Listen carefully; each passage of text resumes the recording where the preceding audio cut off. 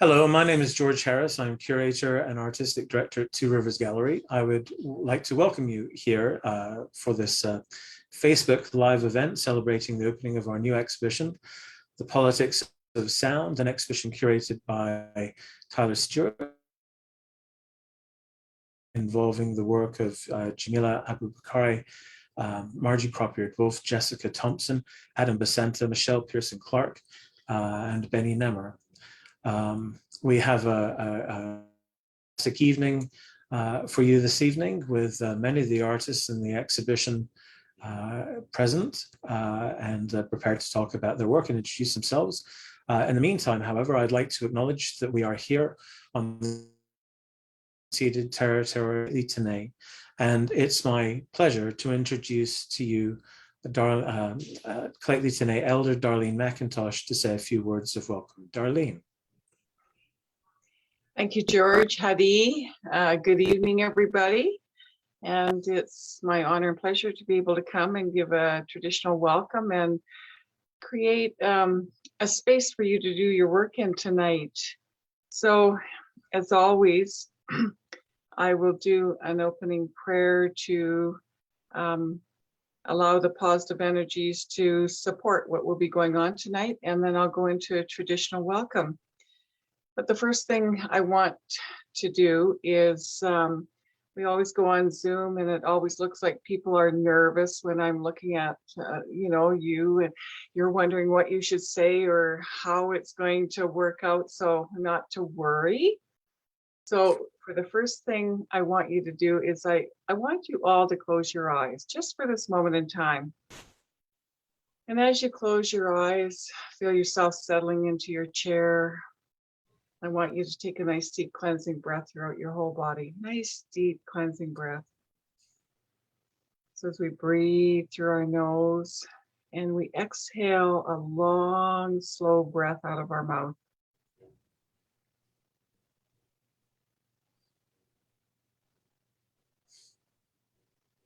And I'd like you to do 2 or 3 deep breaths into your body. And as you breathe into your body, you can feel yourself sinking into your chair, being totally supported by your chair. And as you breathe further into your body, you feel yourself coming back to yourself, to the authentic person that you are, allowing that creativity to come out and to be able to speak fluently and without hesitation. Today in Prince George, it was a beautiful day, a little bit of sun, it was fairly warm. We're coming into the evening. So if you can imagine yourself outside and just taking a look around, maybe you see the full moon still in the sky. And we take that deep breath all the way down into our feet. We feel our feet sink into the deep, rich soil of Mother Earth. We can smell the richness of our soil. We can feel it between our toes. And there she grounds us into today, into this very moment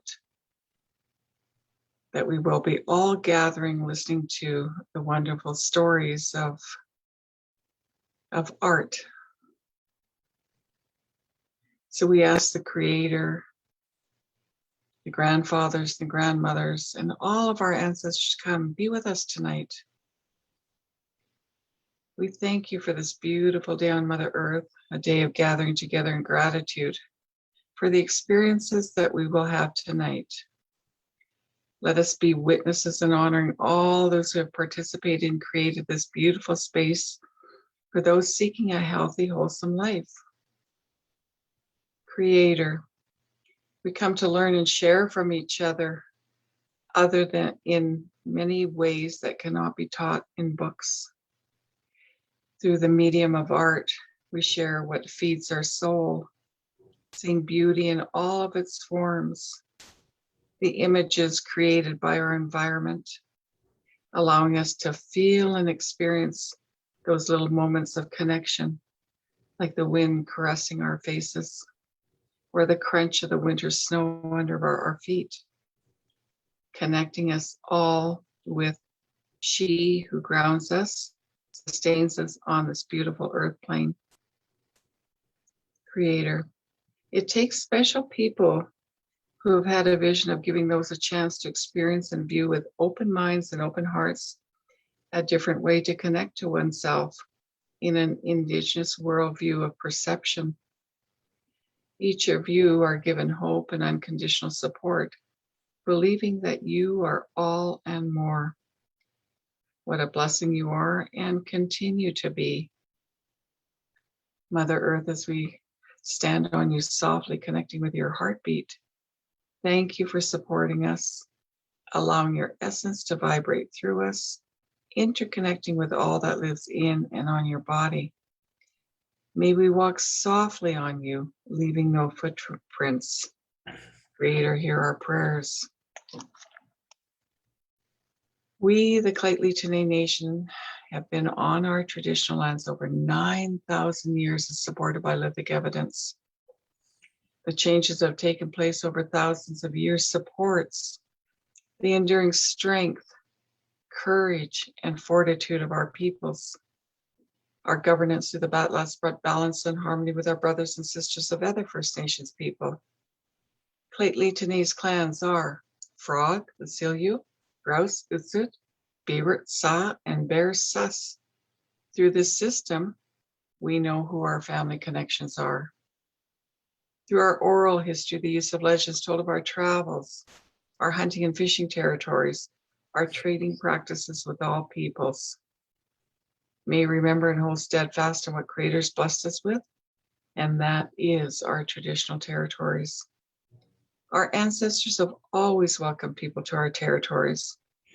On behalf of Clayton elders, our youth, community members, and Chief and Council, it is absolutely our honor to welcome each and every one of you to our traditional territories. All my relations must see. Thank you. Snachalia, Darlene, and thank you very much. I appreciate your words always. Thank you for joining us. Gosh, this exhibition is a project that we've been working on for, as Two Rivers Gallery, that is, for a couple of years now. Most intensely, of course, over the last 3 weeks. This is a project curated by Tyler Stewart, who has, of course, had a much longer relationship with this exhibition.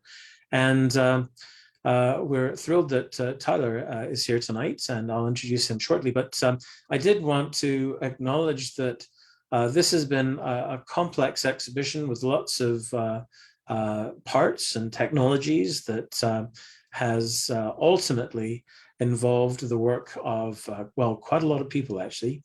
And so I just wanted to express my sincere thanks to our team that includes Kate Hurley, Teresa Chu, Evan Berg, Roxanne Hiroublé,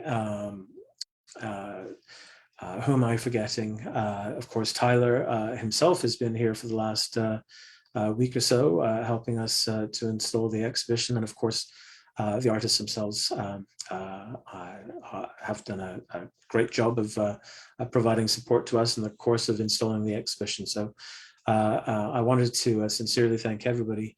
And Tyler, thank you for your concept of this exhibition and for working with us over the last while.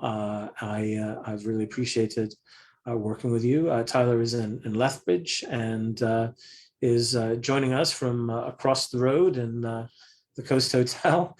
But Tyler, would you like to say a few words? Yeah, thanks so much, George. And may I reiterate and express my sincere gratitude for all of the support everyone at Two Rivers Gallery has provided throughout this project. It's been really wonderful to work with you all. Thanks so much, Darlene, for your beautiful and thoughtful words and for really eloquently introducing some of the ideas that this exhibition explores. It was so beautiful to just have that moment of, closing one's eyes and actually listening and breathing and focusing your attention in a sensory way, which is something we tend to forget a lot about in our society on a day-to-day basis, given the kind of dominance of our sense of sight that seems to overtake a lot of our daily activities. So I don't want to go on for too long in my introductory remarks, to instead give as much airspace here tonight for the artists, because without them, this exhibition would not exist. And to just again express my deepest gratitude for your participation in this project, which really, seeks to draw attention to how sound is something that does affect us on a daily basis that we tend to ignore, but that sound has different effects and different relationships in society based on the positions we come from, the ways we speak, who we listen to, who we choose to ignore, who becomes silenced in social relationships. I think I'll just stop talking and start listening to the rest of you all for the rest of the night. And we'll start first with Jamilah Malika Abu-Bakare. So I turn it over to you, Jamilah. Thanks so much. Hi, thank you, Tyler. Thank you, Darlene, and thank you, George, and everyone at Two Rivers. I wish we could all be together. I'm happy to spend the next few minutes telling you a little bit about me and my practice, and I'm so glad to be a part of the politics of sound, because I primarily work in sound art, and it seems often like a very niche is a nice euphemism for sound art form, but also it's often super bro, super cis, super white guy space. And I really believe that sound is an opportunity in terms of form for people who are identify as other to do something different than kind of falling into the traps of visual representation, which I think for Black women like myself, visual representation often fails me. And so I like to make sound art so I can kind of take my body away, take the look, the image, the aesthetic away, and ask people to really encounter the work from a place of body embodied practice. So one of my favorite sound artists is Christine Sun Kim. She's deaf. And I think that we forget sometimes how sound is not, always about that auditory, but it's also a haptic. That's Tina Campt, who is an awesome Black theorist, scholar, who writes about listening as a haptic experience. So like a touch, like an intimacy.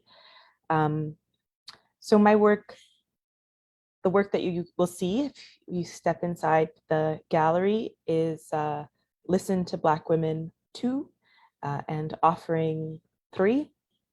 And so I repeat often. Listen to Black Women 2 is a repetition in lots of ways. If you think about repetition in a really basic form, like mantra, like I believe it's really powerful. So the track loops, many of the refrains repeat, and I am doing the work a second time. So the first Listen to Black Women is actually what Tyler saw or heard in 2019 and wanted to include in this show that has been kind of in the works for such a long time. And when we came back at this point, I had this new version. So it's a theme that I just can't let go of. And so I kind of took a second attempt at this idea, which is listening to Black women talk about talking. The first version was friends and family of mine. And this second version includes the voices of Angela Davis, Amara La Negra, Rihanna, Azalea Banks, Kiki Palmer, and Julie Black. And so these are women who are not familiar to me, but the words they spoke, they resonated with me, and they also overlapped in a lot of ways with the first version, the Listen to Black Women, that was by my close peers. So it made me think that this kind of leap in visibility between like women I know and these women who have a lot more wealth, a lot more reach, it suggests to me that some things stay the same for Black women, no matter, you know, class and quote unquote kind of power in terms of platform. So I made this work a second time, and I imagine I'll make it again. I collect sound units, like I have folders and folders of Black women speaking, Black women cheering, and I focus a lot on the words and offerings of Black women. So I can show you a couple of images of previous work, and you might see some similarities if you do attend. So this was the original offering. So the image, again, I've used this image before. This is my skin. There's some text in this initial first offering. This piece used a lot of writings by Black women in the same way this work talks about listening. I list all of these written works by Black women, mostly to think about, the title of the piece was Hearsay, to think about, you know, what would happen if we really took seriously the contributions of Black women. I think the world would be a very different place. And so, you know, in some of the online kind of viral hashtag campaigns, Listen to Black Women comes up. Also, Believe Black Women comes up. And I think that my work, so this is a close-up there, is just really to think about you personally in your own life. How do you encounter the words and the wisdom of Black women? This video work, this is a still of a video work I have called How High, aka Black people watching white people watching Black people. And it's a silent video that uses kind of gymnastics and clips of women standing up to speak on like the Maury Povich show, to also think about this same theme. So I'll kind of wrap up. I think that's my time. I hope you get a chance to see the work in person, and think that I hope that the next opportunity you have to exchange with the Black women, you kind of remember and think differently. Thanks, Tyler. That's it for me. Thanks so much, Jamilah. Thanks for those words, and thanks for putting out that importance of listening being a multi-sensory perception, that we feel sound as much as we hear it, which brought up thoughts as well of your work as a writer, as someone who does text off page, as you describe, and thinking of when we read things, that is also a sonic experience in some ways, that there's a resonance internally when we read as well. So an interesting thing to contemplate as well. So I believe as we continue through our alphabetical order, that would lead me to introduce next Adam Basanta. Hi, everybody. Can you hear me? Thanks for, all the work by everybody who's been involved, of course. It is great to be with you, at least in this way. Most of all, thank you to Jamilah, because I'm usually the first person alphabetical, so it was really nice to have somebody else before me. I'll just show a couple of pictures of the work that is at the gallery, and tell you a tiny bit about myself. I don't mind showing this slideshow because you're not going to hear anything. So it is kind of a nice, you still have a lot to discover in the gallery, I think. That's what I'm trying to say. But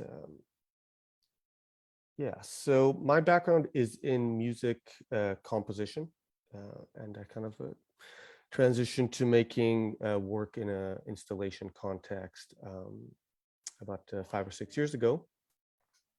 And through this kind of transition of taking sound from the perspective of a highly codified world to a world that is ill-suited in some way, if we think of the visual art gallery, it was I developed a real interest in the idea of sound or listening as a set of constructed relations between the listener, an environmental context, a physical world, haptic sensibilities, cultural settings, which also include mediating technologies that extend the body, through which we experience a lot of our sound. And to me, that's kind of the space or field in which this idea of the politics of sound, can be spoken about as some sort of position within that field of relationships. The three works that I'm showing, you've seen two of them, you'll see the third one in a second. They all explore listening and sound making through a variation on or an inversion of the normative relations that we usually associate with listening or sound making and these objects that I'm using. So for instance, a headphone, which is a private listening device, is experienced sonically first in a multiple contexts with many headphones, but also as a public experience, an experience of distance. And the earplugs are used to amplify rather than block out a sonic experience, but kind of to extend a more bodily sonic experience. And finally, a very loud sound is experienced very quietly, which is to say we attend to the dampening effect of dead air on the transmission of sound. So something that we don't necessarily consider as an active part of the chain is, of course, incredibly important. And the idea by modifying all of these relations, of course, the idea is to amplify our kind of ability to navigate within this field of the politics of sound, because of course, sound can be, it has been one of the most beautiful shared communal experiences that I've had as a person. And it also can be used in very divisive and malevolent kind of ways, and express itself in that way as well. So it's about kind of, for me, it's about fleshing out how these relationships work, and through kind of a negation or an inversion, making them obvious, and in sometimes making them physical, kind of helps to articulate this field of relations, and hopefully we learn to navigate through it more mindfully. So yeah, that's it for me. I hope you do attend the show. With sound shows, it's always a completely different experience in person, of course. So I encourage you to attend it. Thanks again for having me. Thanks so much for that, Adam, and kind of reminding us of, when we exchange sound as humans between each other, that's always creating a dynamic field of relationships or relations between people. And it was interesting over the past few days to receive a few questions from folks in the media or the news who wondered if this show had a political agenda.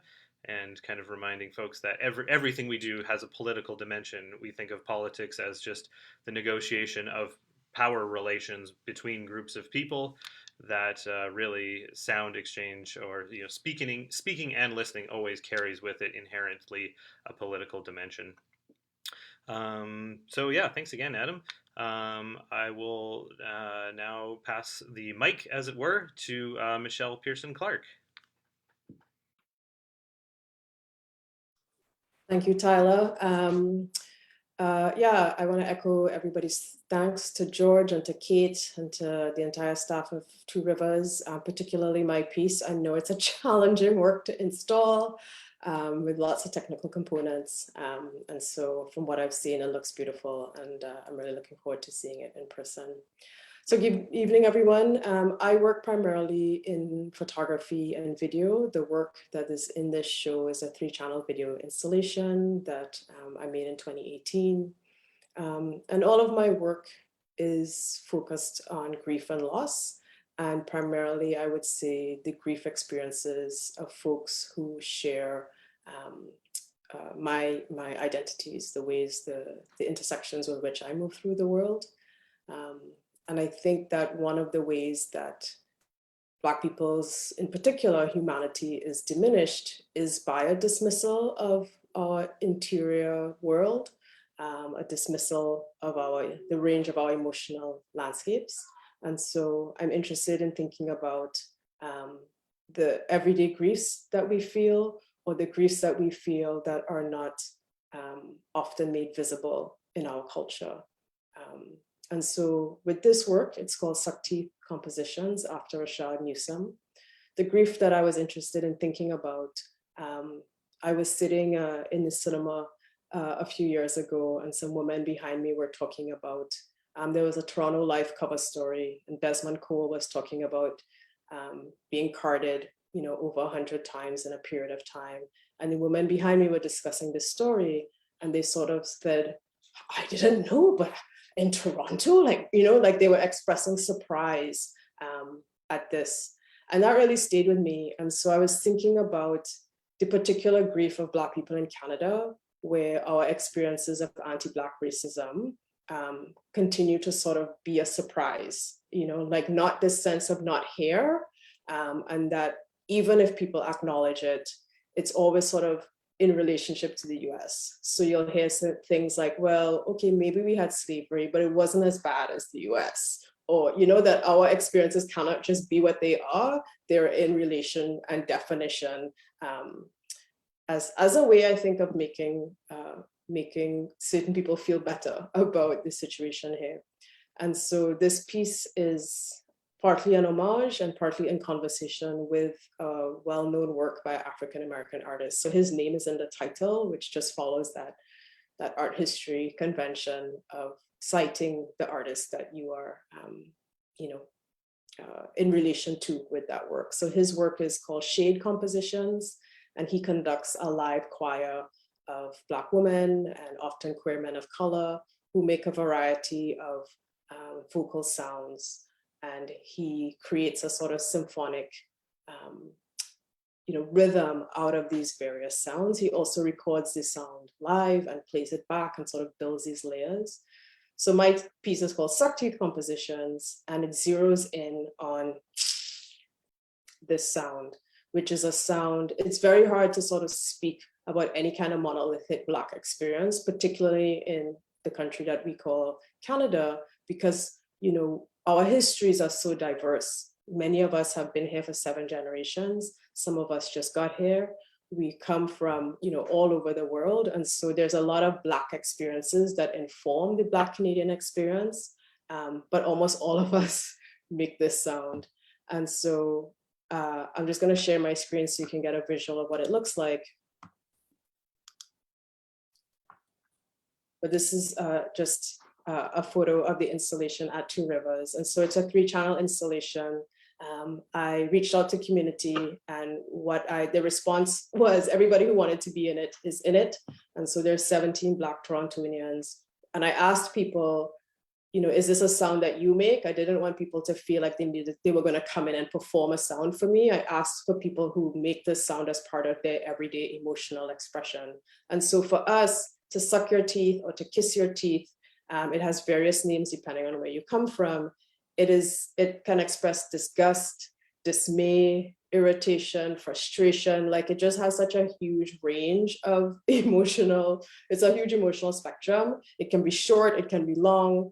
And so the entire piece is just almost 10 minutes of that sound. And so I use repetition very much. Jamilah is definitely an artist I would cite as inspiration. We use repetition, I think, in some similar ways.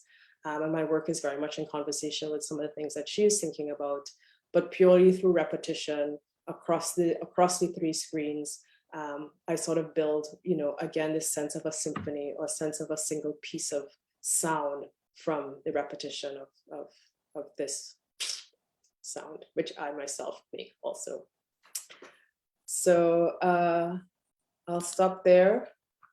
And yeah, I look forward, as I said, to really being able to see it in person. It really operates differently depending on where it's installed, acoustics, and what else is in the gallery. Every time I've seen it installed, it's so different. And so I really enjoy that sort of site-specific nature of how it acts and how you can experience it as the viewer. So thanks.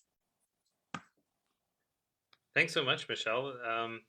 I think one of the parts of this installation I love so much is that there's a really strong aspect of care between the individuals, even though they were filmed differently or in different takes and not all at the same time, that there's a really powerful sense of togetherness, even though it was filmed apart in a way that I find really interesting. So hopefully people will be able to see it in person because it looks and sounds magnificent in that space. I will now pass it over to Marjie Crop Eared Wolf. Margie. Just Tyler and Margie, before you do, can I just say, I think I was neglectful in mentioning that I recognize that our audience cannot ask questions of us audibly, but if anybody does have a question, please type it into the Facebook live feed. And then towards the end of this evening, Kate will read out the questions and our guests can answer them. Sorry to interrupt, Margie. Sorry to interrupt, Tyler. Over to you, Margie. Thank you. Yes, thanks, George. I also neglected that. Please do fire away with questions, and we can have some discussion and questions afterwards. Thanks, George, for that. And now back to you, Margie. Hi, I'm just going to jump right into screen sharing here, just because I have images to share about my work. I find that I'm more of a visual person, so just bear with me for a minute. Okay, so my father is the late Jesse Crop Eared Wolf, or Seymour, from the Secwepemc Nation and part of the Interior Salish in Kamloops, British Columbia. And my mother is Annabelle Crop Eared Wolf from the Kainai Nation, part of the Blackfoot Confederacy in Alberta. My paternal grandparents are the late Daniel and Loretta Seymour, and my maternal grandparents are the late Joe and Louise Crop Eared Wolf, and I'm a member of both the Fish Eater and Lone Fighter clans. So I'm a Kainai Secwepemc multidisciplinary artist, and I combine my experience as an artist and a liaison to offer services to clients as a researcher and a content developer. And I'm honored to be included in this art show, and I would like to thank Tyler for this opportunity and all the nice folks at the Two Rivers Gallery. So Nitsitabawasan Secwepemcsin is the title of the installation that I have created for this show. And this is a slide of the installation. And there'll be images of this work from before, because this is an ongoing series.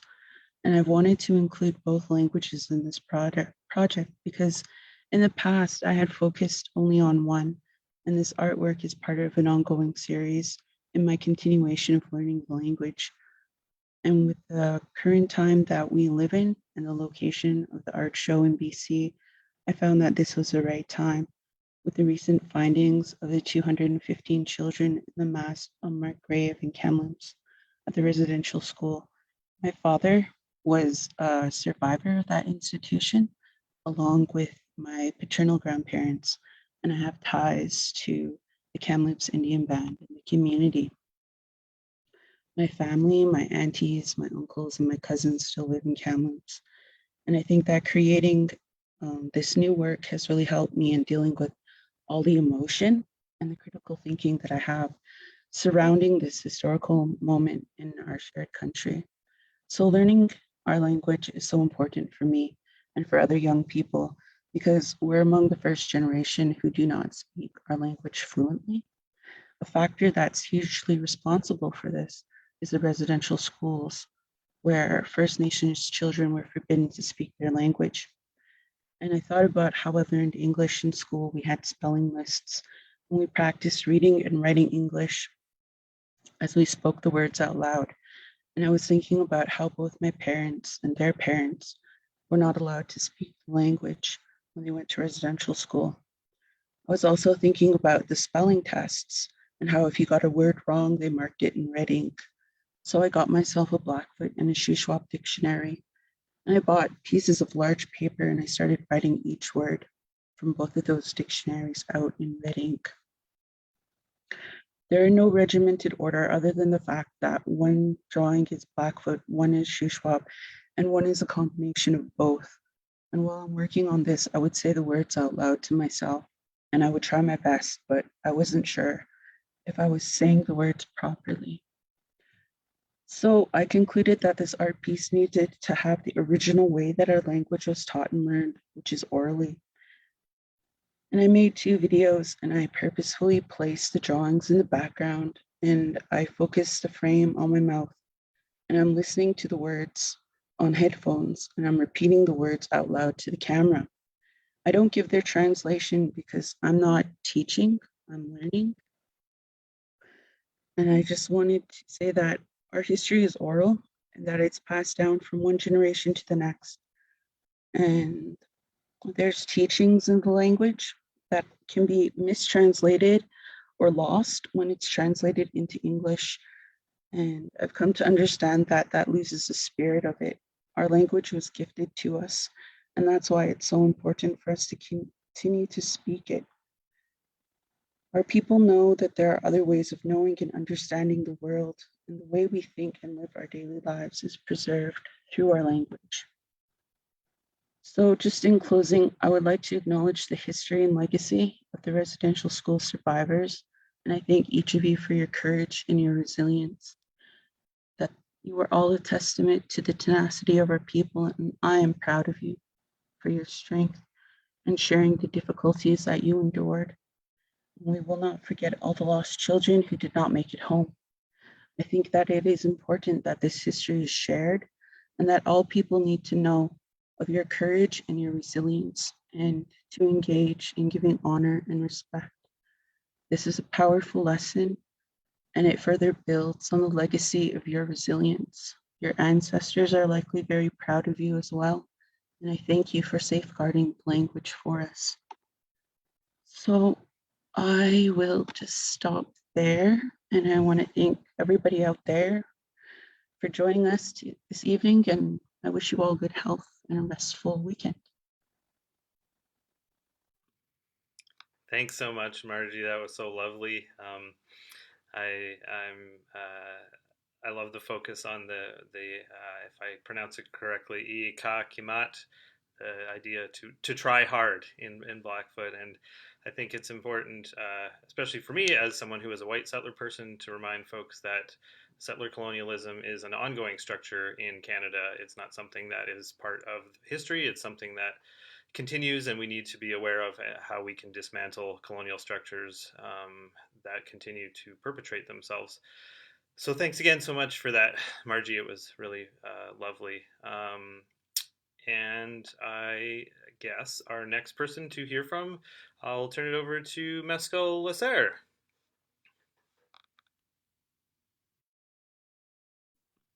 Can you hear me? Great. Hi, everyone. My name is Maskel. I make sculpture primarily. Thank you, sorry. But I came to that through a musical background. So music's always been a way, I guess, for me to,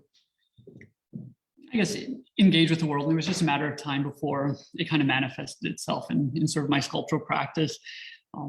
That really came to the fore after an apparently very different experience that I had as a war artist in Afghanistan. And it kind of reemerged as a way to interpret and engage with the experience that I had embedded with Canadian and Afghan National Army troops, and a way to communicate some of the kind of salient aspect of that experience through ways that are non-visual. Now, war art is so often sort of hung upon the visual attributes of the experience, but that really doesn't begin to capture the essence and the sort of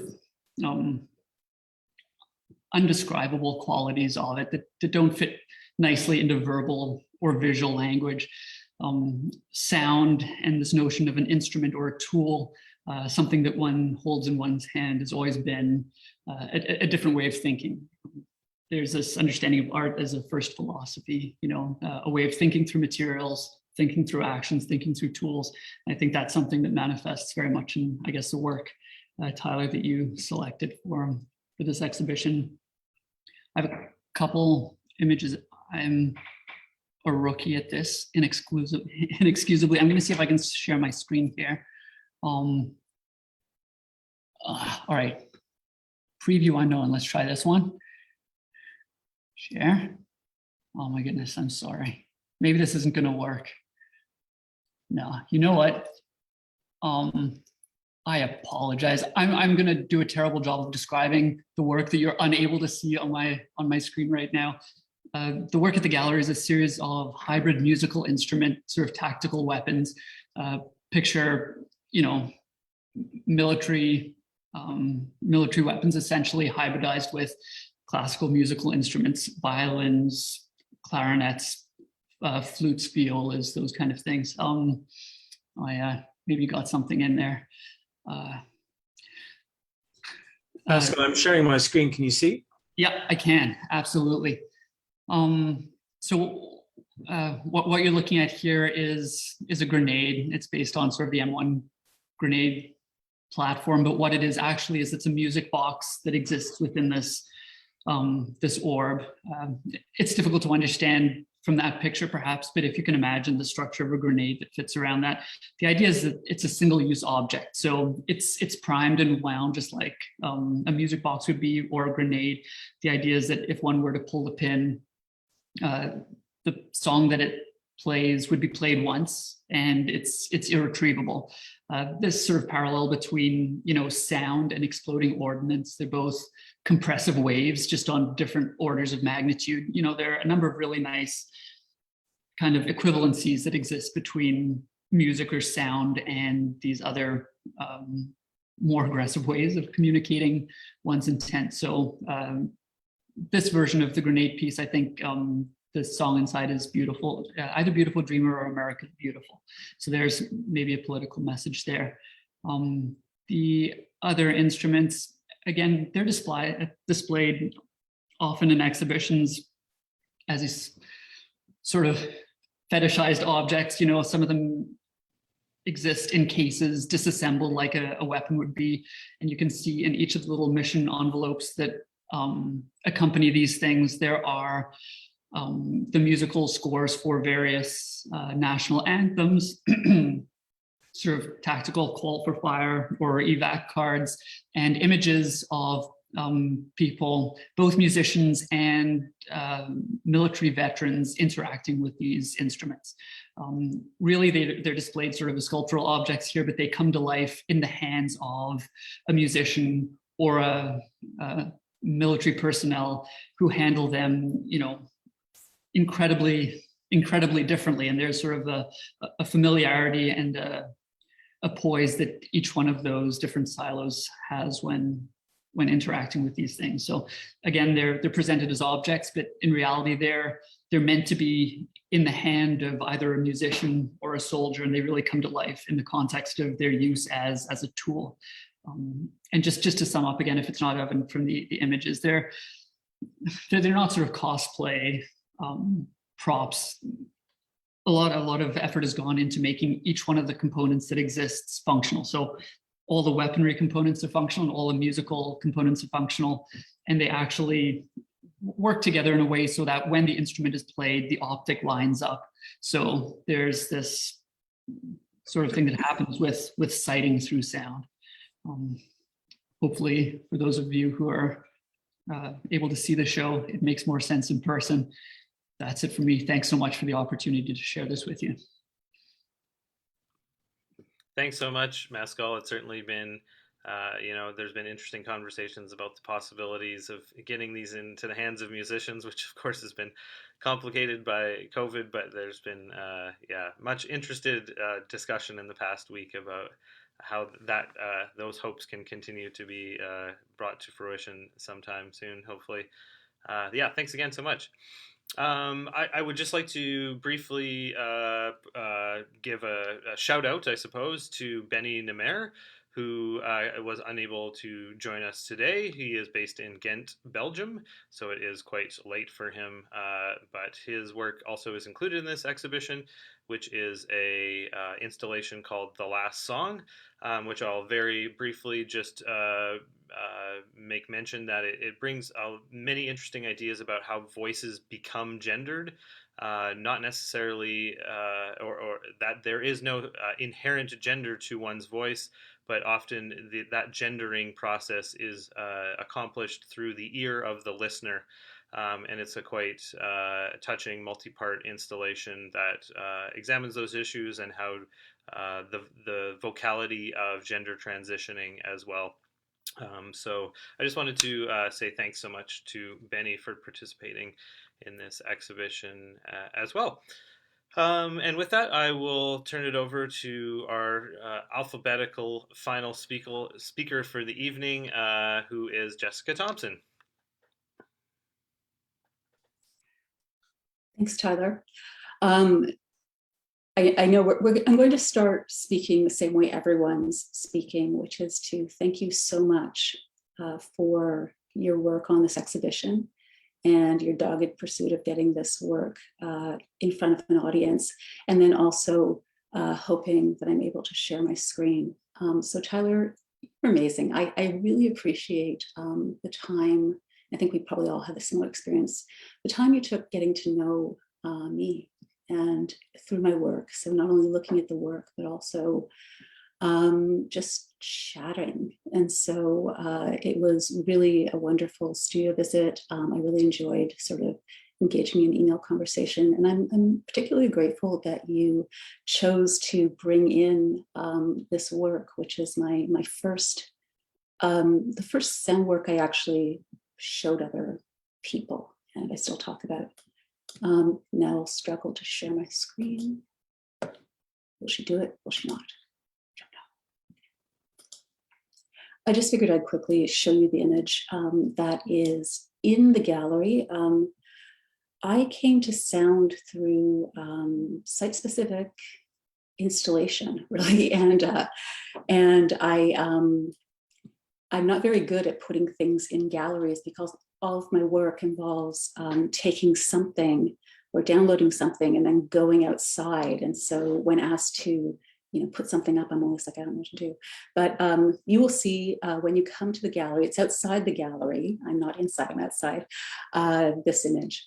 And this is my walking machine. And walking machine is a sound piece that lets you walk through the city and hear the sound of your own footsteps in real time. Sound is amplified, it's not recorded. And it basically is very simple. It consists of, 2 lav mics that clip to your shoes, a handheld amplifier, and headphones. And when walking through, when wearing a piece and walking through the city, you gain a heightened, almost tactile awareness of the sonic environment, and the act of walking becomes this immersive embodied experience. When I made this piece in 1999 and then remade it in 2003, I was mainly concerned with this sensory experience and how we could use sound to articulate our own presence in public space. And then when I started exhibiting the work in 2004, and that was actually its first public exhibition at the Psi Geo Conflux in New York, I realized that this piece could also be a way for people to engage in playful experiences in the city. So right after I shot the image that you're seeing now, Morgan, Dave, Lee, and Mark discovered that not only did the walking machines amplify footsteps, they amplified everything.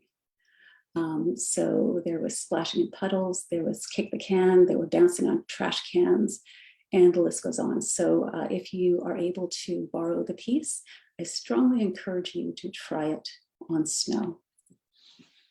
I'm just going to stop sharing, but continue talking. Let me see if I can do that. Oops, stop screen share. Yes, you can just see me, yeah? Okay, cool.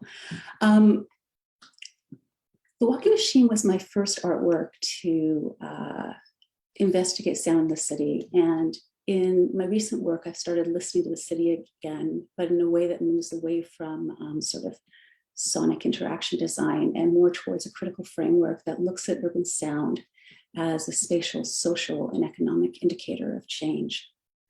To me, cities reveal themselves through sound, indicating territory, demographics, and functionality, and politicizing urban space through its ability to invade the space of others and to affect behavior. How we perceive, understand, and interpret sound is closely aligned with systems of power, which is evident in how we weaponize sound as a way of exerting power over others. So since 2004, I've been listening and mapping what I call borderlines in cities, and borderlines are invisible, almost imperceptible boundaries that show up when we place the sounds that we hear in dialogue with other forms of urban data. This came out of my frustration with sound mapping. I love looking at sound maps, they're so beautiful, but they're so limited in their scope. It's limited by the experience of the listener, it's limited by our available tools, and it's limited in that there are some great projects out there that actually do this differently, but a lot of times you'll see sound sort of contained within a container, and you just get the sound itself and you don't know what else is going on. So I think in order to understand sound in the city, we have to engage in intersectional approaches to listening. That is not my term. It is an amazing sound scholar named Alison Martin. And she coined this term as a way of understanding how race and sound operate within the process of gentrification. And I was really excited to find her paper because I too am really interested in leading sound walks through gentrifying areas in order to figure out what it sounds like. So I wanted to read a definition for you.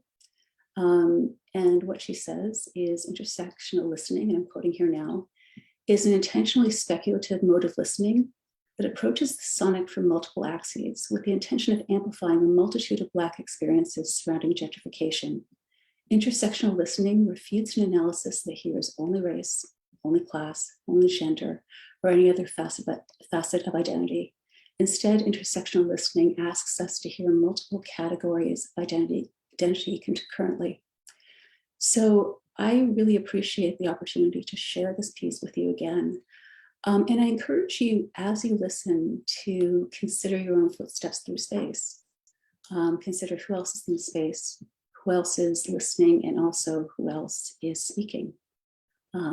Moving through space is a political act. And I think that investigating the politics of sound is a really rich territory for thinking about ourselves and our world. So maybe I'll just end that there. Thanks. Thanks so much, Jessica.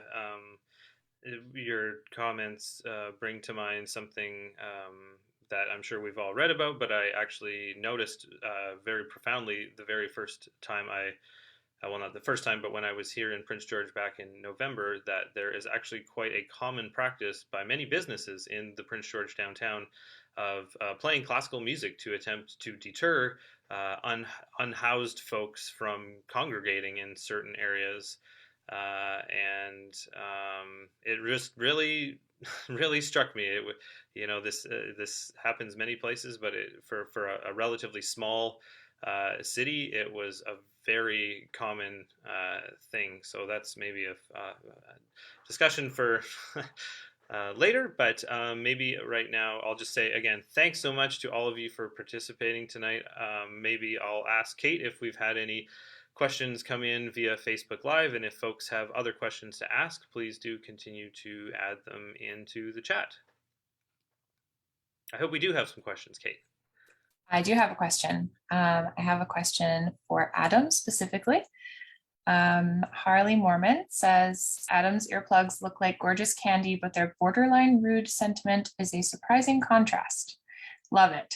Are they for the audience to take away? So maybe you could talk about that interactive element of your work. Yeah, I should say they're often in my work, I try to mix in a few different layers, and there's definitely a humorous kind of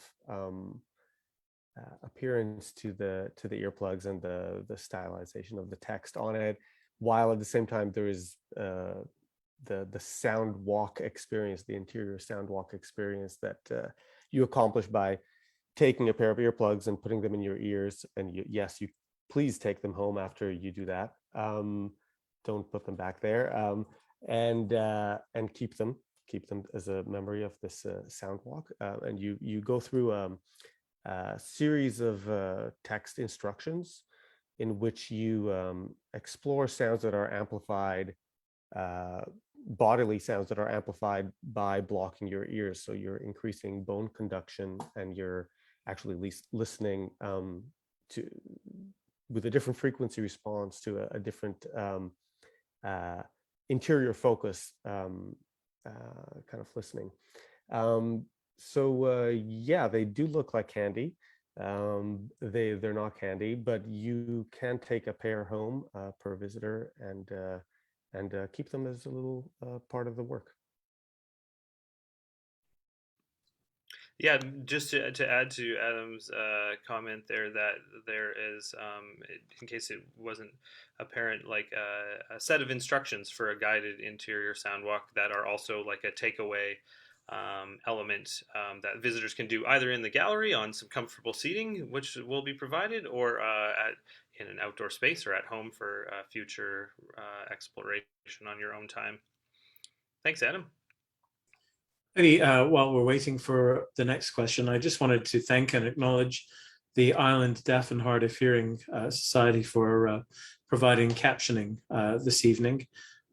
Kelly and company, thank you very much. Kate, how are we doing? Any more questions? I just got one right as you said that, so let me read it out in real time. A question for, this is from Jane Edmondson. A question for any of the artists. What are the challenges you have encountered with exhibiting sound art? I'm thinking about practical things like sounds from different artworks bleeding together, but how that can also impact the concept of the work and the visitor's experience of the work. So I don't know if anyone in particular would like to field that, or maybe also Tyler, as we've tried to lay out all of these different sound works together.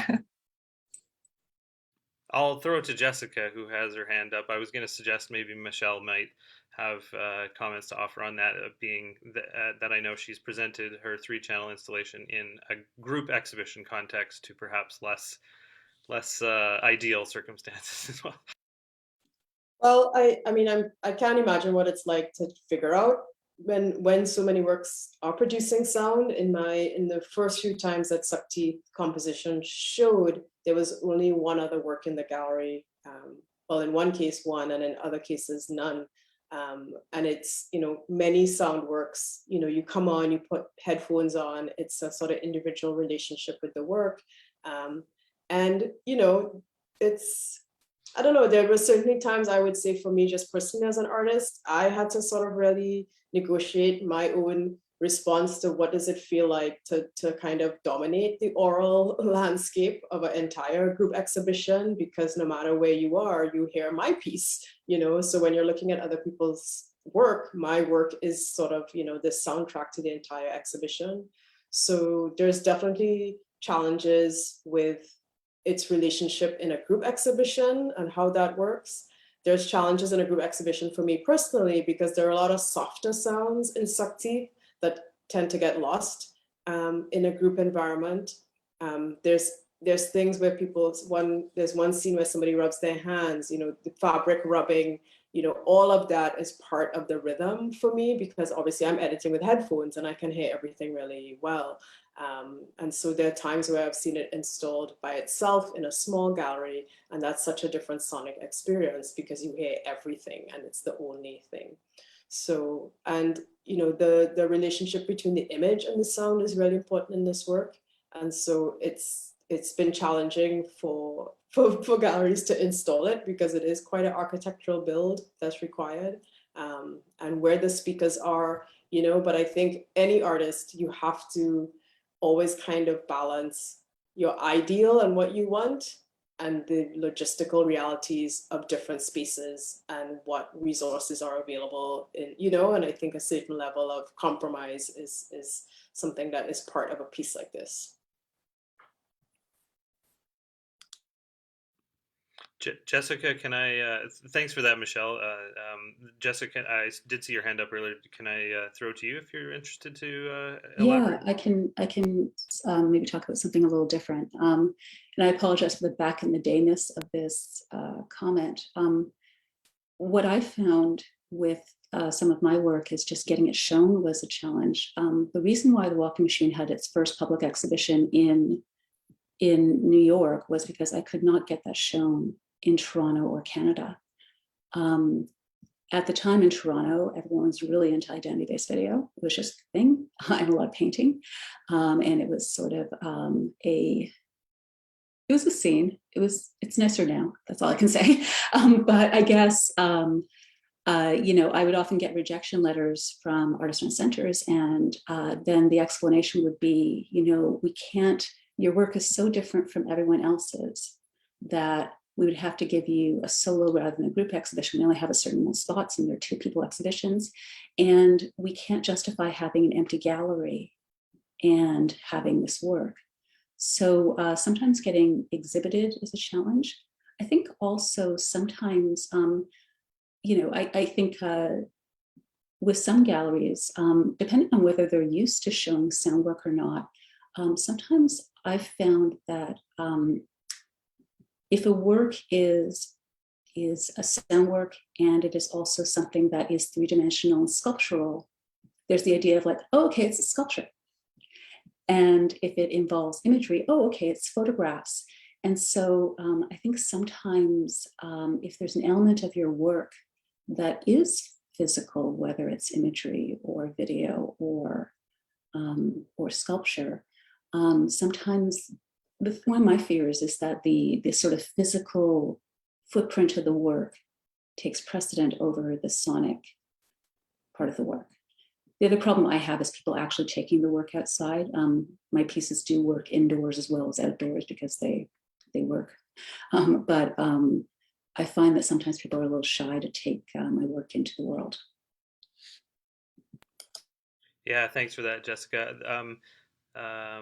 This is an interesting segue that I'll maybe throw to Jamilah after, because there's she can discuss this like balance of the sound aspect too, but one component of the installation, because it's in a way Jamilah's work is a 2-part installation. One is Listen to Black Women 2, which is the audio track, and then Offerings 3, which are the images on the wall, which visitors are invited to remove from the wall, and the back side of that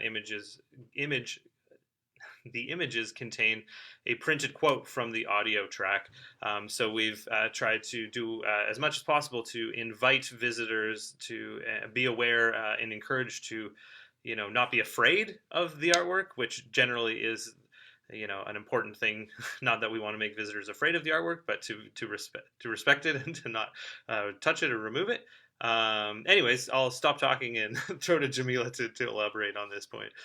Yeah, I think, with sound, Michèle, spoke to this, my work is playing in a room with other people's work. And so I don't usually do that. I tend to have some kind of trigger for the work. So I'll do like a motion sensor.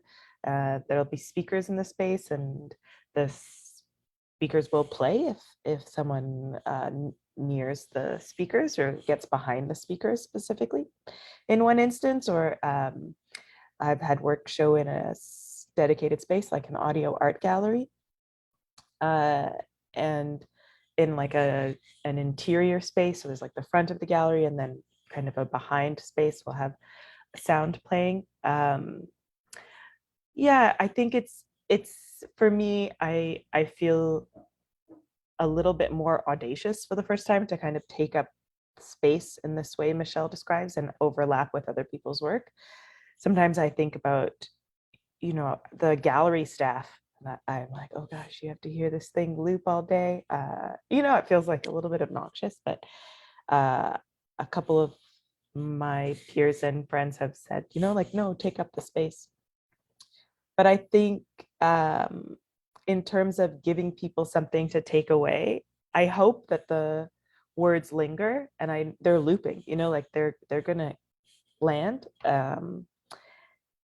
And there's some curse words, for example, you know, I spoke with Tyler about like, is that okay?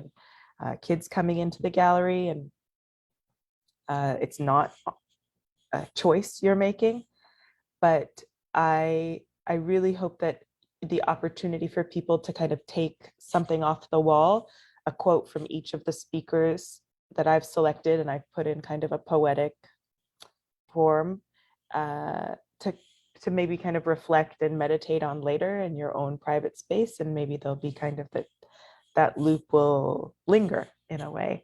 But yeah, sound is it's a tricky thing to exhibit. So that's a good, thanks for asking. It's something I think about all the time. Thanks, Jamilah. I feel like this is a great opportunity for me to once again express my deepest gratitude to George and all the folks at Two Rivers Gallery. Just to make it clear that the Two Rivers Gallery space, in fact, has 3 separate gallery areas within the building, and this exhibition is occupying all of those spaces. So without that generous provision of space to kind of use all of the gallery footprint, it really wouldn't have been possible to have this number of artists and artworks involved, which thankfully, because of those spaces, we've been able to, you know, manage where sound is, let's call it live sound in the room versus works that are on headphones. And it was there was a bit of a tuning of sorts to do today, just to ensure that everyone's work was presented in the most ideal format, that they didn't talk over each other, because that's not ideal. But I think we've achieved a pretty good result in the end. So yeah, it is certainly a complex thing to balance. But again, just I'm very grateful to George and Kate and everyone at the gallery for like helping achieve such a nice balance. Kate, again, do we have any other questions? Oh, great. We do.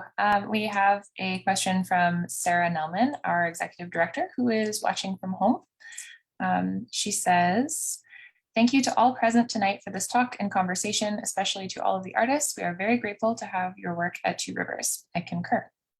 Margie, you made a comment about your position in this piece as learning and not teaching, and I think this is such an important part of this show. As a gallery, I think we aspire to bring viewers with us through a process of learning. I wonder if you or any other artists can speak to the ways you navigate these positions of either teaching or learning, or both, within your practices.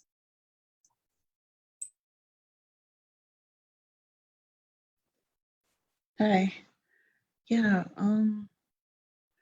I always thought about the position as the artist being like an opportunity to share knowledge or educate, or, you know, bring to attention things that are important to us as individuals. And yeah.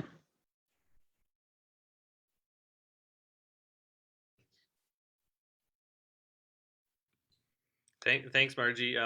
the question Sarah asked reminded me of something that I've been reading multiple times over the past couple of years, which is a fantastic book called Hungry Listening, Resonant Theory for Indigenous Sound Studies by the Stolo scholar and curator Dylan Robinson, which he talks about the idea of kind of sovereign listening spaces as well, where it's not necessary that sounds be comprehensible to other speakers of other languages or different cultures, that certain sound-based practices don't need to be translated or don't need to be understood by others.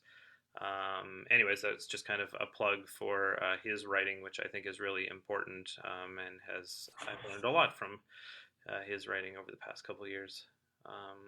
And do we have any other questions or any other comments or thoughts that people want to just bring up from the assembled panel?